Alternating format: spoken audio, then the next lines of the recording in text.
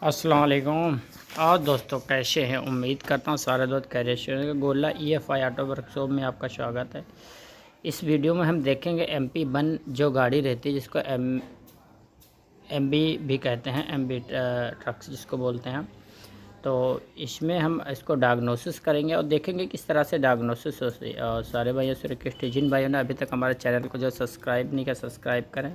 किसी भी भाई को कोई भी डायग्नोसिस टूल चाहिए, एक्सेंट्री चाहिए या उसकी ट्रेनिंग चाहिए, तो वो हमारे द्वारा उपलब्ध कराई जाती है, जो कि सऊदी अरब जद्दा में है।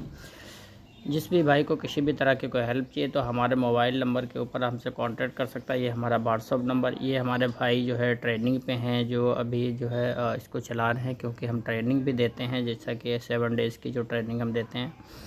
तो ये इनको हम ट्रेनिंग के पर्पज़ से ही कंप्यूटर चलाना सिखा रहे हैं। तो देखेंगे कि इस तरह से जो स्टेप बाय स्टेप जो है आप जा सकते हैं और इसको चेक कर सकते हैं। तो ये हमारा फ्यूज बॉक्स रहता है, जो मर्सिडीज़ बेंच हमारी MP1 रहती है, उसका फ्यूज बॉक्स है ये।